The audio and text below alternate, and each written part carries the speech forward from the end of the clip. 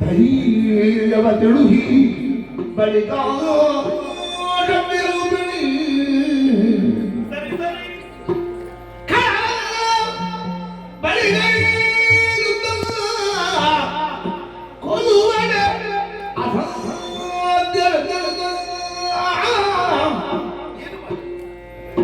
ತಿಳಿದಳು ಕ್ಷಣದೊಳಗೆ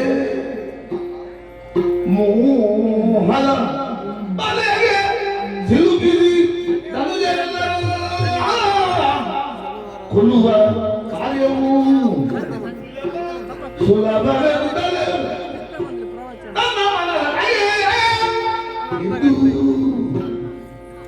ಯೋಚಿಸಿ ಮಹಾ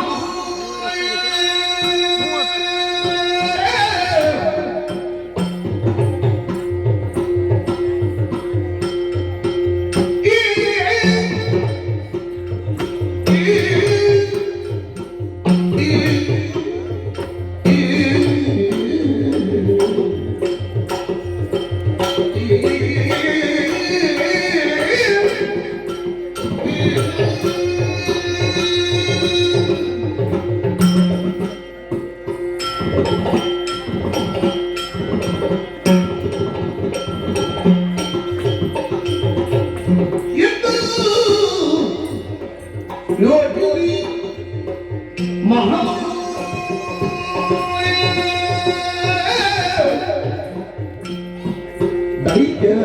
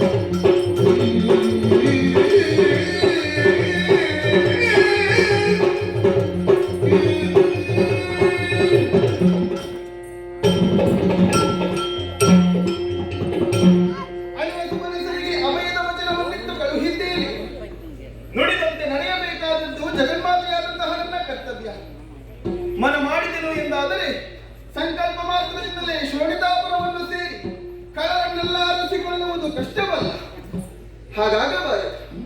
ಯಾಕಂದ್ರೆ ಸ್ವಕ್ಷೇತ್ರ, ಅಧಿಕ ಜನ ಬೆಂಬಲ, ಜೊತೆಗೆ ವಿಧಿಯ ಬರಬಲ್ಲ. ಹಾಗಾದರೆ ಧೂಳನೆ ನನ್ನಂತ ಬರುವ ಹಾಗೆ ನಾವು ಮಾಡಬೇಕು. ಹೇಗೆ ಬರೆಸಲಿ? ಸರಿ, ಈ ಪ್ರಪಂಚದಲ್ಲಿ ಹುಟ್ಟಿದಂತಹ ಎಲ್ಲಾ ವ್ಯಕ್ತಿಗಳು ಹೆಣ್ಣು ಹೊನ್ನು ಮಣ್ಣು ಈ ಮೂರಕ್ಕೆ ಬಲೆ ಬೀಳಲೇಬೇಕು. ಮೂರು ಲೋಕವನ್ನು ಗೆದ್ದಾಡುವಂತಹ ಶುಂಭನಿಗೆ ಹೊನ್ನಿನ ಮೇಲೆ ಆಸೆಯಾಗಲಿ ಮಣ್ಣಿನ ಮೇಲೆ ವ್ಯಾಮೋಹವಾಗಲಿರುವುದಕ್ಕೆ ಸಾಧ್ಯವೇ ಇಲ್ಲ.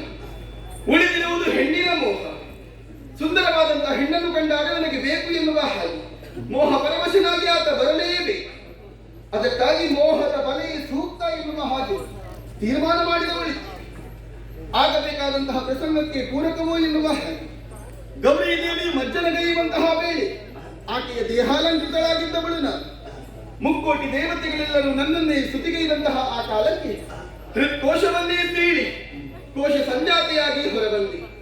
ಆ ಕಾರಣದಿಂದಾಗಿ ಲೋಕಾನನೆಯನ್ನು ಕೌಶಿಕಿ ಎನ್ನುವ ಹಾಗೆ ಗುರುತಿಸಲಿ.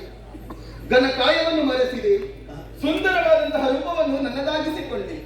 ಖಳರನ್ನು ಕರ್ಷಿಸಿ ವಧಿಸುವುದಕ್ಕೆ ಇಷ್ಟು ರೂಪ ಸಾಕಾದೀತೆ, ಇನ್ನಷ್ಟು ಆದಿತ್ಯವಾಗಿಯೇ ಗೋಚರಿಸಬೇಕು. ಅದಕ್ಕಾಗಿ ದಿನಕರ ಕೋಟಿ ತೇಜದಲ್ಲಿ ನಾನು ಕಂಗೊಳಿಸಬೇಕು.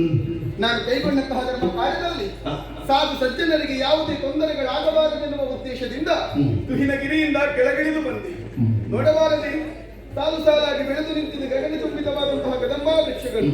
ಹಾಗಾದ್ರೆ ಇದಲ್ಲವೇ ಕದಂಬಾವನ. ಹೊರಮನೆಯನ್ನು ಪ್ರವೇಶಿಸಿದ್ದೇನೆ.